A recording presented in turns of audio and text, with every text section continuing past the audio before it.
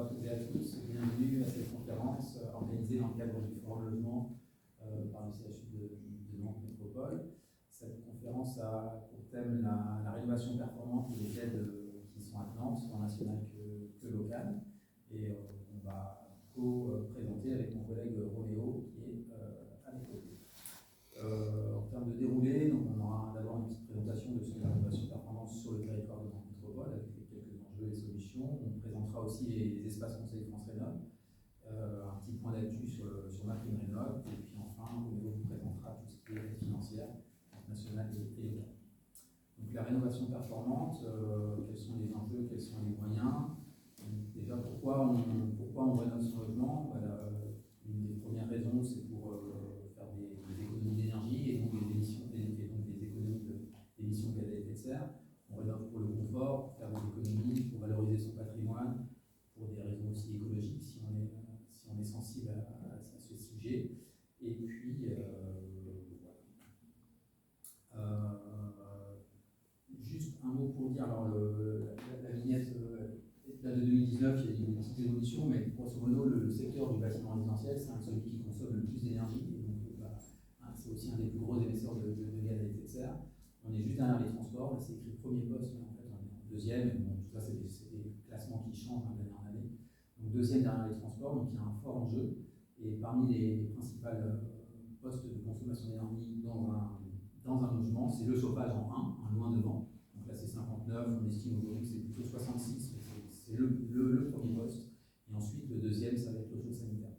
Donc ça va être des morceaux qu'on traite, enfin des sujets qu'on traite en rénovation énergétique pour optimiser les consommations.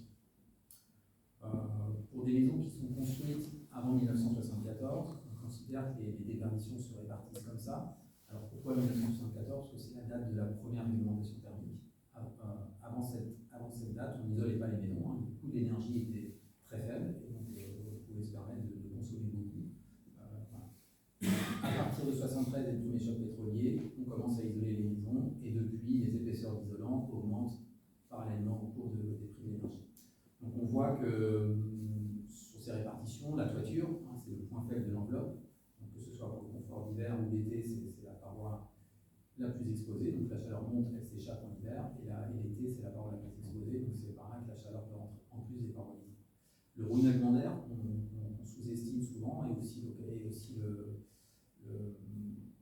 l'objet de beaucoup de déperditions. Donc quand on dit voilà, renouvellement d'air, c'est la ventilation, plus toutes les fuites qui sont liées à la mauvaise étanchéité de l'enveloppe. Les murs font aussi une grosse proportion des déperditions thermiques. Les fenêtres, un peu moins finalement, parce que simplement en termes de surface, elles sont moins importantes que les murs. Le plancher du bas, c'est une des parties de l'enveloppe à laquelle on ne songe pas forcément, mais qui est aussi sujette à beaucoup de déperditions. Et enfin, les ponts thermiques, ça va être tous les raccords entre les postes qui permettent, quand on les traite, d'apporter aussi de la performance. L'évolution des prix de l'énergie, je vais un petit peu en parler. Donc on voit que la tendance, elle n'est pas à la baisse, hein, très clairement, mais caracole en tête quand même le prix de l'électricité, donc c'est une des énergies les plus chères, suivi par le gaz. Et après, tout ce qui va être énergie bois qui est moins cher, et enfin le solaire thermique qui n'est pas encore payé. Un petit point sur la notion de confort. On a tous en tête la température de l'air, hein, ça va être le premier paramètre du confort, mais en fait le confort thermique, ça dépend d'autres choses aussi. Ça dépend de la température, ça dépend des courants d'air et du taux d'hygrométrie. Donc ça, on va dire qu'à taux d'hygrométrie constant et courant d'air constant, on ne va pas en parler. On va s'intéresser, là, c'est l'objet de cette vignette, à la température des parois. Et en final, le confort il résulte de la moyenne entre la température de l'air et celle des parois.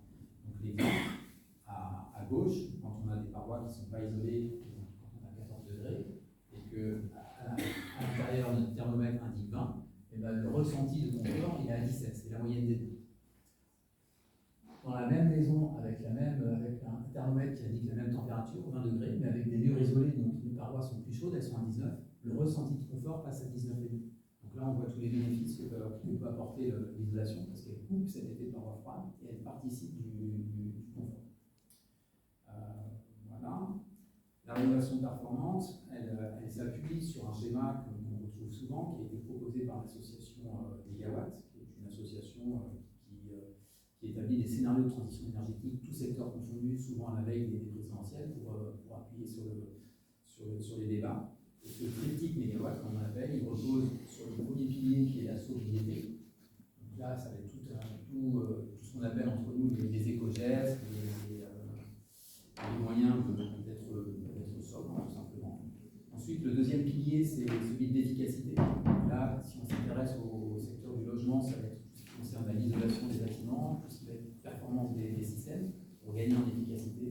Et enfin, le troisième triptyque, c'est les énergies renouvelables, puisque les énergies renouvelables sont décarbonées. Et l'objectif de France Rénov', notamment, et d'ailleurs c'est tout secteur confondu, c'est de décarboner l'énergie. Le but, c'est de se passer des énergies fossiles, qui sont les plus émettrices de gaz à effet de serre. Voilà. Comment l'État a mis en place différents systèmes pour justement massifier, parce qu'il s'agit bien de massifier la rénovation performante. Il faut savoir qu'on a des objectifs d'ici à 2050, c'est d'emmener tout le parc résidentiel à des niveaux à peu près A ou B du DPE en moyenne. Et dans cette moyenne, les logements neufs tirent la moyenne vers le haut, et sachant aussi qu'on tolère des C, des D, des E s'il y a des contraintes techniques, architecturales ou autres.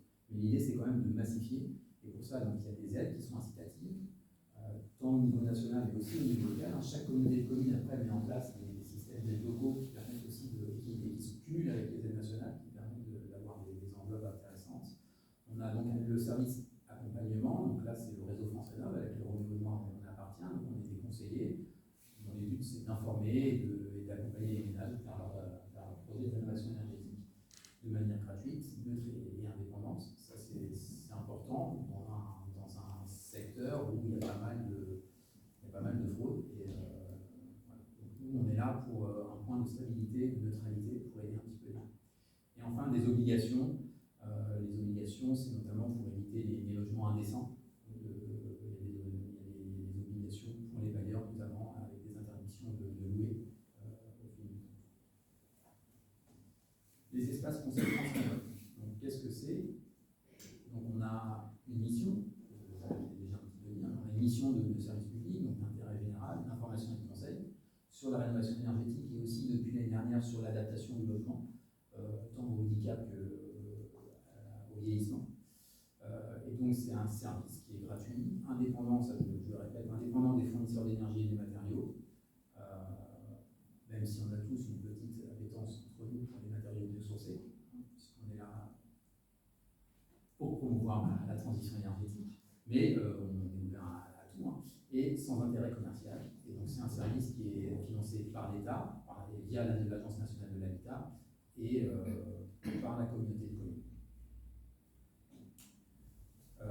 Donc nous, nos missions, on a des guichets d'information et d'orientation un petit peu partout, disséminés un petit peu partout dans la métropole, à la maison d'habitants, à René-Augement, on est sur la maison d'habitants, puis après on a des collègues qui sont sur des pôles, il y a 6 pôles, avec des lieux, et on peut aller dans chacun des lieux. C'est facilitant si on travaille à Saint-Herblain alors qu'on habite à Saint-Just, on peut aller à Saint-Herblain, on peut aller dans le centre-ville, il n'y a pas de souci.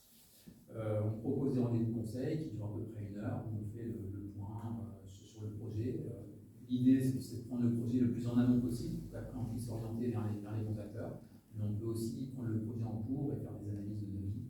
Si jamais vous recevez un devis pour la chaleur et pour c'est du chinois, on est aussi là pour décrypter ce genre de choses.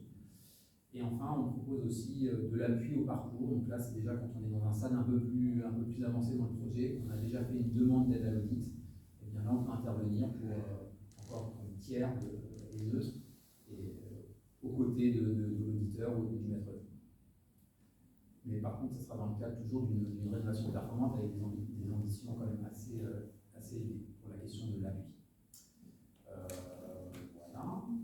La carte dont je vous parlais, on est divisé en 1, 2, 3, 4, 5, 6 pôles, c'est ce que je disais. Donc, voilà, avec mes collègues, Marie de Pôle Sud-Ouest, Aurore Pôle Ouest, Gita, Louis, et puis nous deux qui sommes au centre-ville. Là, vous pouvez retrouver le numéro de téléphone pour prendre un rendez-vous ou directement sur un site internet.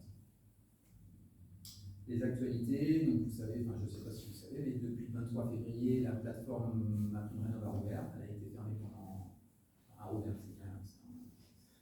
fait beaucoup de tirs, parce qu'en fait, elle est en panne en ce moment pour des questions de hacking de l'administration fiscale. Donc là, ça fait 2 semaines finalement, il y a un problème technique. Dans tous les cas, le guichet, lui, en soi, il est ouvert depuis le 23 février, après une forte période de fermeture. Et il y a la nouveauté, c'est que quand on s'inscrit dans un parcours de rénovation d'ampleur, le passage en espace conseil est devenu maintenant obligatoire, justement pour bien voir si si le projet part sur de bonnes bases. Et s'il n'y a pas de...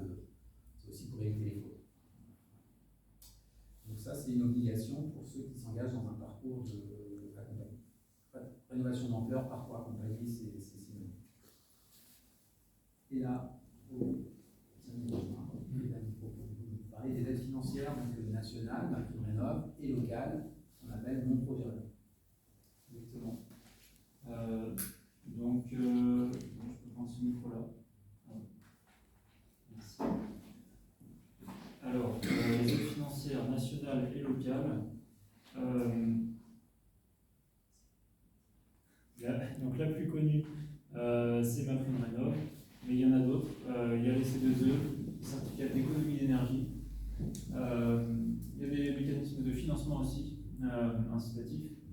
Et puis, on a des aides, les aides publiques voilà, que tout le monde connaît, MaPrimeRénov'. Aussi, MaPrimeAdapt', c'est le pendant sur l'adaptation au logement, comme Flavien a dit, sur le vieillissement et le handicap. Ça, c'est des aides qui sont sous condition de revenu. Donc, quand souvent on dit j'ai le droit à rien ou le droit à peu, voilà, c'est ces aides-là qu'on parle, et on voit qu'il y en a d'autres. Et il y a aussi ici les aides locales qui sont plus intéressantes voilà, dans notre métropole que sur la moyenne des communes en France. Et on va voir ça. Voilà, il y a aussi des exonérations de taxes foncières sur certaines communes. Donc c'est parti pour déjà distinguer le type de parcours. C'est une des premières choses qu'on fait dans le projet de rénovation au sens des aides financières. Il faut essayer de voir si on peut faire une rénovation globale, un parcours d'ampleur. Donc là, on va voir déjà quelle est l'étiquette initiale du logement pour voir si on peut être susceptible d'avoir des aides à la rénovation d'ampleur. C'est les passoires thermiques E, F et G qui sont éligibles à ce parcours accompagné MaPrimeRénov'.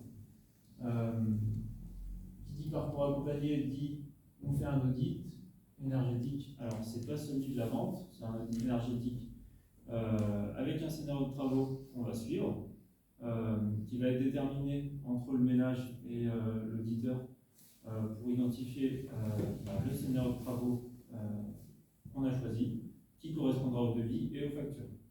Et c'est ça qui ouvre droit des aides à la rénovation globale. Voilà, et on se fait accompagner par l'accompagnateur Rénov' qui est en fait l'auditeur. Ça peut être un architecte, ça peut être un bureau d'études, c'est l'assistance à maîtrise d'ouvrage. Ça fait beaucoup de termes, mais en fait, voilà, c'est la même chose. L'accompagnateur Rénov', c'est l'AMO. Du coup, après, on a des aides qui dépendent des revenus, donc ménages très modestes, intermédiaires et supérieurs. Et c'est ouvert pour tous les ménages. Par contre, ça va dépendre des revenus. Et donc, le pourcentage, on va avoir un pourcentage qui va s'appliquer à un plafond de revenus. Et donc ça, on va le déterminer en rendez-vous conseil avec le ménage, mais on peut déjà en avoir un aperçu. Voilà, c'est accessible, les documents sur cette aide-là. Il y a le guide des aides financières 2026, avec tous les dispositifs nationaux à la rénovation, que je vous invite à consulter. Vous pouvez avoir le lien vers ce guide si vous ne le trouvez pas avec nous, voilà, avec nos collègues. Le parcours non accompagné par geste, on a aussi des aides, mais qui sont beaucoup moins importantes selon le poste de travaux. Voilà. Par exemple, pour un pôle à bois, on va avoir une aide qui va dépendre de notre revenu. Et ça, cette aide-là, elle est aussi pour les ménages revenus supérieurs.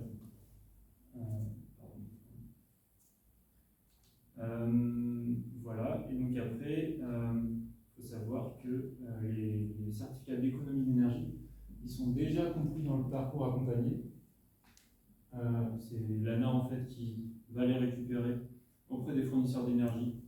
Donc si on choisit ce parcours, on ne pourra pas avoir de C2E, plutôt on ne va pas aller les chercher indépendamment. Par contre, il y aura un éco-prêt à taux zéro qui sera possible. Et le parcours non accompagné, par contre, on peut aussi avoir des C2E en plus. Voilà. Donc il faut aller chercher 2 aides ici, et ici une seule. Donc on peut le voir comme ça. Il y a aussi un éco-prêt à taux zéro ici, qui sera par geste. Et là, c'est un éco-prêt à taux zéro qui peut être par geste ou à la rénovation globale. Dans le sens où on utilise l'audit pour ouvrir droit à un financement encore plus important à taux zéro. Alors là, c'est un schéma qui reste un peu compliqué. J'espère que j'ai un peu simplifié, mais je ne suis pas sûr. Et donc, on va essayer de préciser ici. Donc, les montants par geste, voilà, par exemple, pour un poêle à bûche, un ménage aux ressources modestes, il a 1000 € d'aide. Et pour un poteau thermodynamique, un ménage aux ressources intermédiaires, 400 €. Voilà. Je ne vais pas tous les faire. L'actualité, c'est que malheureusement, depuis le 1er janvier 2026, on n'a plus d'aide par geste sur l'isolation des murs. Et donc, il en reste sur une rénovation globale avec le parcours accompagné. Voilà, les chaudières biomasse, pareil, d'aide par geste. Voilà. Et puis, il y a une avance de 50% pour les ménages aux revenus très modestes. Ça me permet de dire surtout que les aides, MaPrimeRénov' notamment, ça arrive en général après la demande de paiement des artisans, et donc il faut les avancer. Il faut réunir la trésorerie suffisante pour les avancer et pour payer les artisans.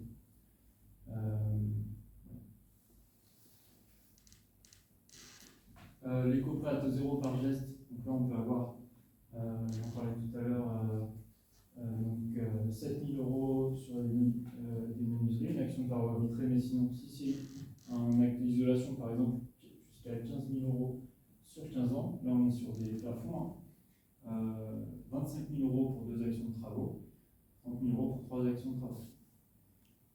Exemple, je vais isoler les murs, mettre un poêle à bûche, et puis isoler mes combles, eh bien je peux avoir jusqu'à 30 000 € à taux zéro.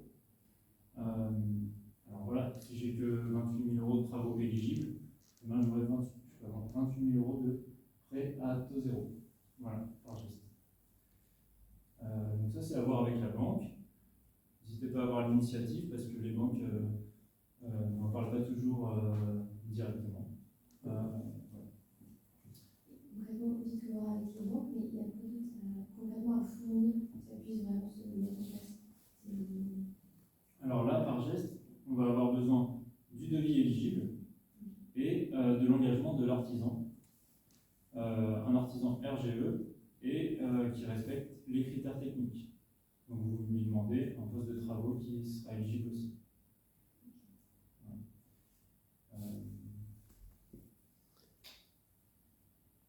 Je parlerai ensuite de l'éco-prêt à taux zéro pour rénovation globale. Oui, une question sur quand il y a un seul poste de travail tel que, je sais pas, une pompe à chaleur ou un poêle à bois. On est dans la configuration en fait de 15 000 €, mais enfin, c'est l'ensemble du projet qui peut être financé. Si par exemple les travaux c'est 18 000, on n'aura que 15 000 avec avec l'éco-PTZ. Ouais, c'est ça, par exemple, pour une pompe à chaleur qui coûterait 18 000 €, eh bien, vous pourriez avoir 15 000 €, parce que c'est le plafond, pour la financer à taux zéro. Ok. Mais ça tombe bien parce qu'une pompe à chaleur, vous pouvez l'avoir à 12, 13, 14.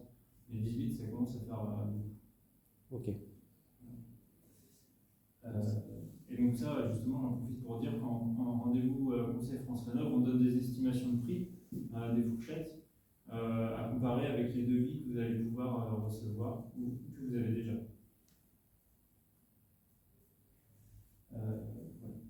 Les aides à la rénovation d'ampleur, donc là, on a les pourcentages qu'on applique à des plafonds de revenus, à des plafonds de dépenses éligibles, pardon, donc en fonction des revenus.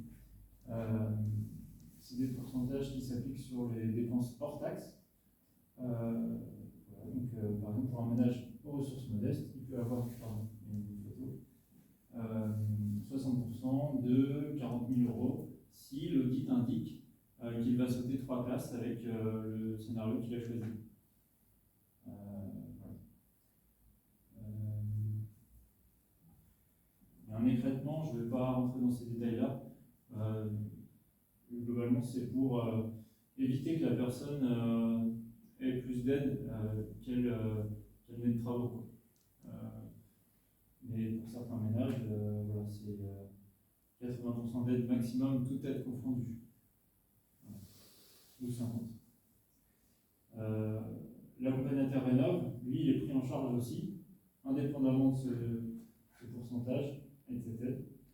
Et selon la catégorie de revenus, encore une fois.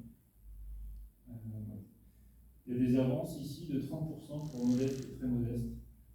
Ça, c'est assez important, surtout quand on a voilà, des travaux éligibles de l'ordre de 40 000 euros. Sur les coprêts à taux zéro, c'est jusqu'à 50 000 euros sur 20 ans, dans le cadre d'une rénovation globale avec un audit énergétique et un scénario de travaux. Et donc là, juste pour préciser, on a une harmonisation des règles entre MaPrimeRénov', le parcours accompagné, et puis les conditions d'éligibilité à l'éco-PTZ, rénovation globale. Ce qui veut dire que, par exemple, pour un ménage au revenu supérieur ou intermédiaire qui n'irait pas chercher les aides MaPrimeRénov', rénovation d'ampleur, parce que c'est pas intéressant ou qu'il y a des délais trop longs, il peut quand même avoir un éco-PTZ de 50 000 euros, mais avec les mêmes règles d'éligibilité. Donc ça veut dire qu'on saute au moins 2 classes sur les scénarios d'audit. Voilà.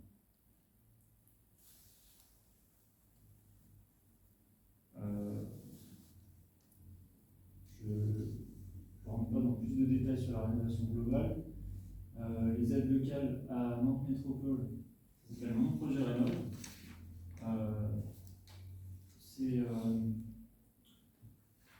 C'est donc une aide à l'audit de 250 euros, sans condition de revenu. Ça, c'est pour tout ce dispositif, c'est sans condition de revenu. Donc, tout le monde peut l'avoir dès lors qu'on a un projet ambitieux. Il y a une aide à la maîtrise d'œuvre, dans le sens où c'est une condition de ce dispositif. Il faut aller chercher une maîtrise d'œuvre pour suivre les travaux, à minima. Ça peut être une mission partielle, mais au moins avec le suivi de chantier. Et puis, on a une aide aux matériaux biosourcés. Donc, c'est un forfait de 6 000 euros sur les matériaux biosourcés qui doivent être présents à 100% dans les murs et la toiture. Voilà. Donc ça, c'est le petit graphique, si je puis dire, qui voilà, avec les 2 échelles, l'énergie et les gaz à effet de serre qu'on peut voir sur un DPE ou sur un audit. L'objectif ici, ça va être d'arriver en B au minimum sur les consommations et en C ou B sur les gaz à effet de serre. Donc, je ne sais pas si c'est bien clair, mais vous avez 2 niveaux d'aide avec ce dispositif. Le premier niveau, c'est la rénovation performante, avec 7 000 euros d'aide. Et le deuxième niveau, c'est la rénovation BBC, avec 14 000 euros d'aide. Ce sont des forfaits, encore une fois. auxquels peuvent s'ajouter 6 000 € de bonus biosourcés. Donc finalement, on peut avoir 7 000 € ou 13 000 € ou 14 000 € ou 20 000 € d'aide avec ce dispositif. 20 000 €, c'est aussi le montant minimum de travaux pour prétendre à ces aides. Voilà. Donc, si je résume, une maîtrise d'œuvre, 20 000 € de travaux, arrivant en B au minimum en consommation, c'est vraiment ce qu'il faut retenir. Après, l'échelle des gaz à effet de serre, disons que c'est souvent atteignable si on arrive en B en consommation. Alors nous, on n'est pas auditeur, conseiller France Rénov', mais on a, par expérience, une idée de comment on fait pour arriver en B, avec quel niveau d'isolation, quel choix de système de ventilation, de chauffage, d'eau chaude sanitaire. Voilà. Est-ce qu'il y a des questions sur ça?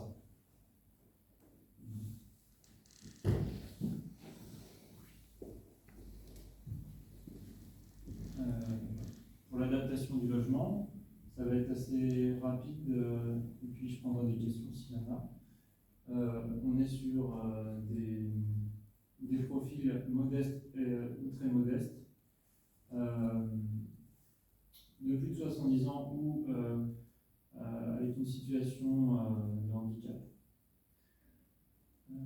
Et puis il faut que ce soit une résidence principale. C'est pour les propriétaires occupants. Une aide qui peut aller jusqu'à un plafond de travaux jusqu'à 22 000 €. Donc, par exemple, on peut créer une pièce au rez-de-chaussée, transformer une douche, enfin une baignoire en douche. Ça peut être des travaux comme ça.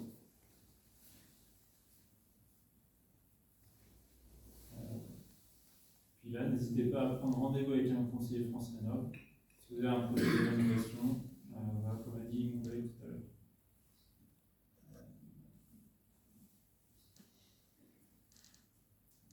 Merci pour votre attention. Merci.